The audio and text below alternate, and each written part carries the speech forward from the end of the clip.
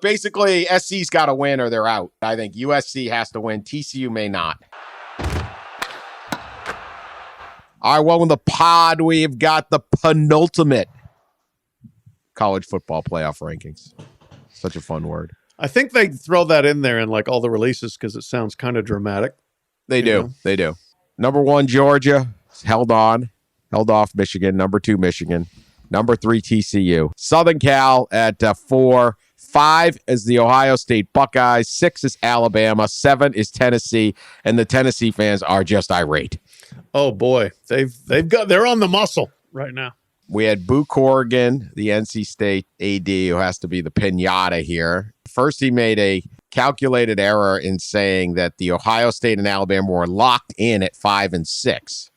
And presumably they are, since neither play. Yeah, they really should be, right? Well, they don't like saying anything. This is such an exercise in folly. Yeah, right. I mean, look, 1, 2, 3, 4 are all playing games this weekend. 5, 6, 7, 8 are not. Okay, nobody can play their way in. So my theory is you can't play your way out this year. Boo Corrigan is oblivious to that concept. He called it a good opportunity for the top 4 teams and a bonus game. What if you lose? Only bad things can happen this weekend. That's it. There's no bonus.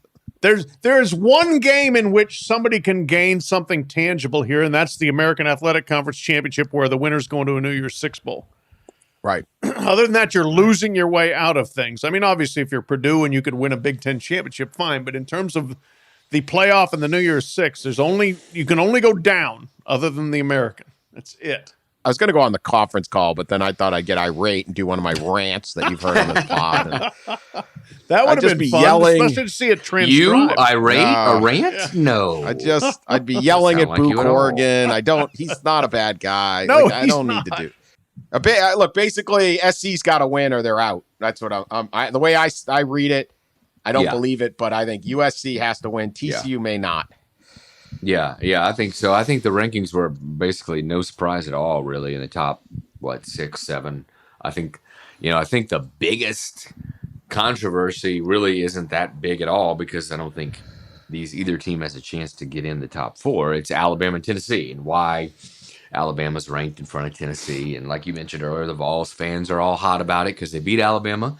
Yes, Tennessee did beat Alabama at home on a last-second field goal and allowed 46 points to Alabama or whatever it was. 49. And then I think Alabama probably would say we didn't lose by 4 touchdowns to South Carolina. So I think there's arguments on each side, but I think it all comes down to the Pac-12 championship game. If USC loses, I think they're probably out, and Ohio State is the 4 seed. If USC wins, they're in, and they're the 4 seed. I mean, part of the thanklessness of this is you've just gone through this huge holistic exercise, and somebody who's a beat writer, and I understand the beat writers have all got their job, but it's like, what about Tennessee's resume against Alabama? And you're like, dude, I just looked at 25 resumes. What? Oh, yeah, there. It's like, I understand that it's a tough position to be in, but that's what the television show is all about, making that guy look bad. Well, they'll say, we had extensive discussion over whether UCF or North Carolina should be 22 or 23. You're like, really? What would that entail? That's the boringest conversation I've ever heard of. Yeah, 3 hours later, you hate yourself for having had that conversation. I don't care who's 23. All right, so if TCU loses, they would be losing to the number 10 team in the country on a neutral site.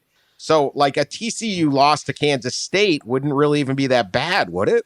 I think that was one of the bigger developments, actually, is K-State being in the top 10, moving up 2 spots to be 10th, being the top 3-loss team.